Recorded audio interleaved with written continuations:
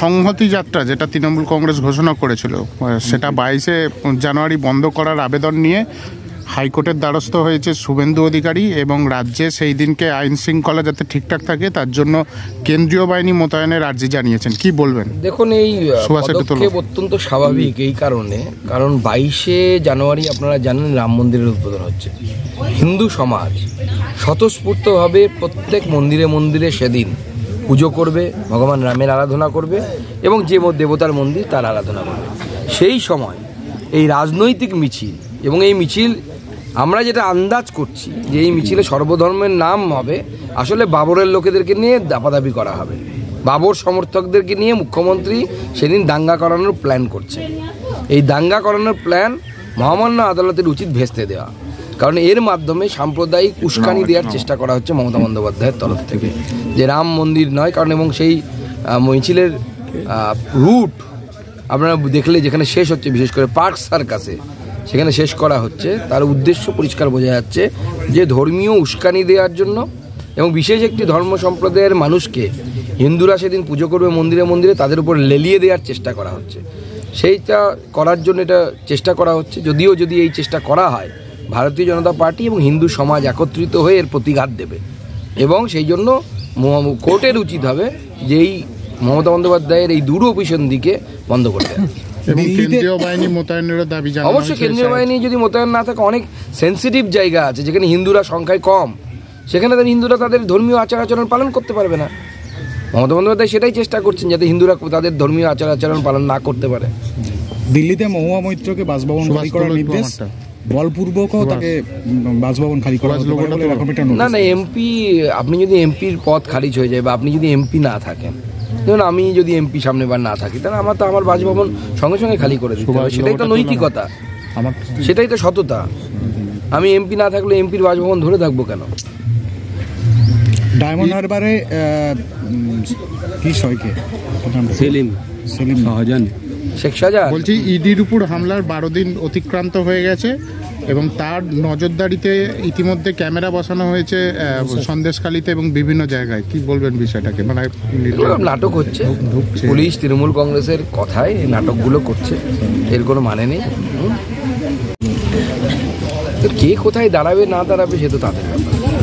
নওশাদ সিদ্দিকী একটি অন্য দলের নেতা যার সাথে সিপিএমের জোট ছিল বিধানসভায়, তো বিধানসভায় যদি জোট থাকে আগামী দিনেও তারা জোট করতে পারে। এখন জোট আছে কিনা আমরা জানি না, সত্যি কথা বলতে থাকতে পারে সিপিএম আর আইএসএফের জোট। সেই জোট থেকে যদি ওনারা প্রার্থী করতে চান, তাতে তো আপনার আমার কোনো বলার অধিকার নেই। তবে জিতবে বিজেপি, এটুকু আমি বলতে পারি। প্রার্থী ঘোষণার আগেই চুঁচুড়ায় দেয়াল লেখা হলো, মানে এটা রাম রাজত্বের ইয়েতে বা দুর্নীতি ইয়েতে দেয়াল লেখা হচ্ছে, মানে এটা কি রাম মন্দিরের আগেই এটা কি প্রচার? না, অল ইন্ডিয়াতে আমাদের সিদ্ধান্ত হয়ে গেছে যে আমাদের গতকাল সর্বভারতীয় সভাপতি তিনি দেয়াল লিখেছেন। রাম মন্দিরের সাথে এর কোনো সম্পর্ক নেই, রাম মন্দির প্রাণ প্রতিষ্ঠার সাথে এর কোনো সম্পর্ক নেই। উনি দেয়াল লিখেছেন, আমিও তারপরে দেয়াল লিখেছি 2টোর সময়, তারপর আমার জেলা সভাপতি দেয়াল লিখেছে। সব জায়গায় দেয়াল লিখন আমরা শুরু করে দেবো এবং সেই দেয়াল লিখনের স্লোগান হচ্ছে আরও একবার মোদি সরকার। প্রার্থীর নাম এখন লেখা হচ্ছে না, প্রার্থীর নাম আগামী দিনে লেখা হবে। সন্দেশখালী মামলায় সিবিআই এবং রাজ্যের একজন করে এসপি পদমর্যাদার আধিকারিকের নাম চেয়েছেন বিচারপতি জয় সেনগুপ্ত এবং পুলিশি নিষ্ক্রিয়তার অভিযোগ তুলেছেন। তার বক্তব্য, এখনও গ্রেপ্তার করতে পারলেন না, অদূর ভবিষ্যতে আদৌ ধরতে পারবেন কিনা তা নিয়ে সন্দেহ প্রকাশ করেছেন বিচারপতি জয় সেনগুপ্ত। না, পুলিশ তো ধরতে চাইছে না, ধরতে পারছে না বলাটা ঠিক, সত্যের অপলাপ হচ্ছে। বিচারপতি তো আর অত খুলে বলতে পারবেন না, বলা সম্ভব না। আমরা পরিষ্কার জানি তো, পুলিশ জানে তো কোথায় লুকিয়ে আছে। দাম দরাদরি চলছে এখন তৃণমূল কংগ্রেসের সাথে। তবে এটা ঠিক, একবার যখন ইডির গায়ে হাত দিয়েছে, তো কেন্দ্রীয় সংস্থার গায়ে হাত দিয়েছে, অত সহজে ছাড় পাবে না। পুলিশে চুলে 18 ঘা, এই ইডি সিবিআই চুলে কত ঘা? 36 ঘায়ের উপরে ঘা, গোটা গায়ে দগদগে ঘা হবে। শেখ শাহজাহানের বিরুদ্ধে 3 জন বিজেপি কর্মী খুনের একটা অভিযোগ আছে, বহু পুরনো অভিযোগ আছে। তো হ্যাঁ, নিম্ন আদালতের বিচার প্রক্রিয়ার উপর অন্তর্বর্তী স্থগিতাদেশ দিলেন বিচারপতি জয় সেনগুপ্ত।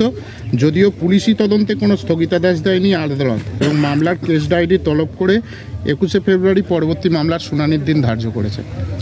আদালতের রায় সেইটা মেনে সবাইকে চলতে হবে। কিন্তু আমরা জানি যে 3 জন খুন হয়েছিল, একজন পালিয়েও এসেছিল, একজনের বডি আজ অবধি পাওয়া যায়নি, 2 জনের বডি পাওয়া গেছে নদীর চর থেকে। আমরা জানি সুকান্ত মণ্ডল ছিল, আরও অনেকে ছিল, সেখানে তাদেরকে খুন করা হয়েছিল এবং তার পেছনে শেখ শাহজাহানই ছিল।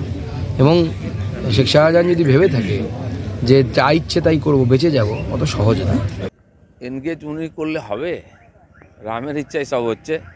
যারা চিরদিনই দেশের একতার বিরুদ্ধে, সংহতির বিরুদ্ধে কাজ করে এসছেন, তারাই সংহতি মিছিল করছেন। এর চেয়ে বিড়ম্বনা কী হবে? আর কেন্দ্রের সরকার বা দেশ জুড়ে যা অনুষ্ঠান হয় তার বিরোধিতা মমতা ব্যানার্জি চিরদিন করেছেন।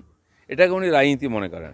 তার জন্য আজকে এমন জায়গায় পৌঁছে গেছেন, তার আলাদা জাতীয় সঙ্গীত চাই, জাতীয় পতাকা চাই, আলাদা হয়তো কোর্টও চাইবেন, এমনকি আলাদা পার্লামেন্ট তৈরি করার কথা একসময় বলেছিলেন।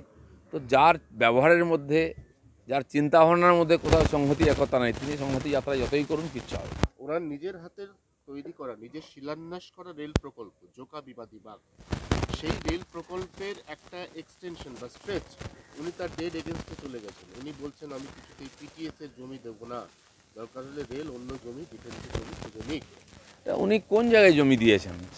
রেলের 60টা প্রকল্প ওয়েস্টবেঙ্গলে আটকে আছে এই জন্য যে ওয়েস্টবেঙ্গল গভর্নমেন্ট জমি দিচ্ছে না।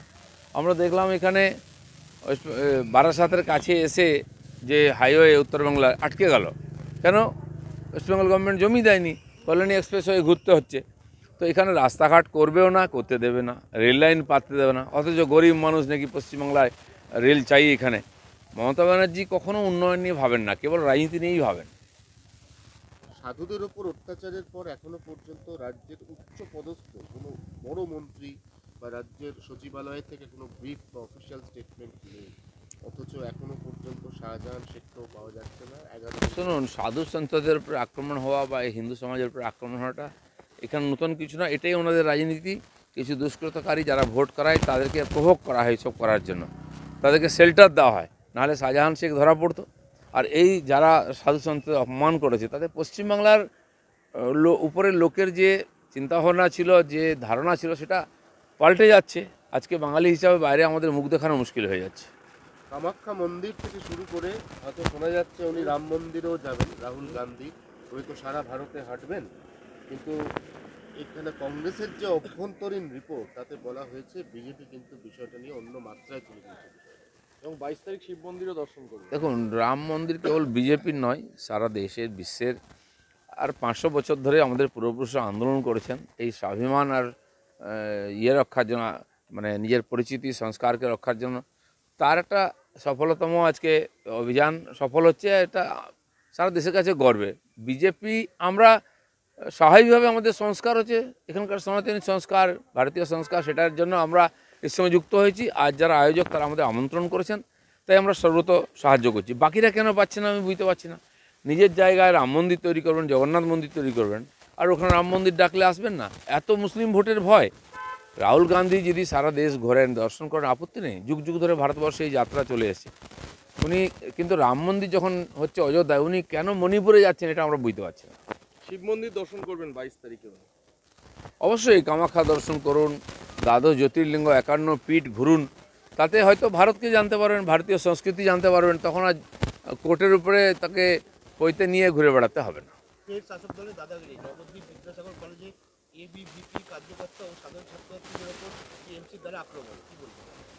টিএমসি কোথাও বিরোধীদের কোনো প্রোগ্রাম করতে দেবে না, করলে মারপিট করবে, হয় পুলিশ দিয়ে আটকাবে, আর না হলে গায়ের জোরে মারপিট করে বন্ধ করবে। বিজেপি বা আমাদের অন্যান্য সংগঠনের উপরে সব জায়গায় এরকম আক্রমণ হচ্ছে, অত্যাচার হচ্ছে, অথচ বলে বেড়াচ্ছেন নাকি তার নাকি ভয়ঙ্কর গণতন্ত্র মানেন।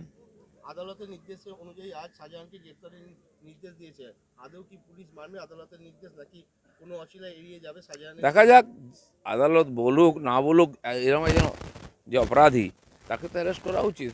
বহু লোককে খুন করেছে, বহু অত্যাচার করেছে, লুটপাট, ওখানে একদম মুক্তাঞ্চল তৈরি করেছে। এই ধরনের লোক যদি সমাজে থাকে, সমাজে কোনো শান্তি শৃঙ্খলা আসবে না, আর মানুষ নিশ্চিন্তে ঘোরাফেরাও করতে পারবে না।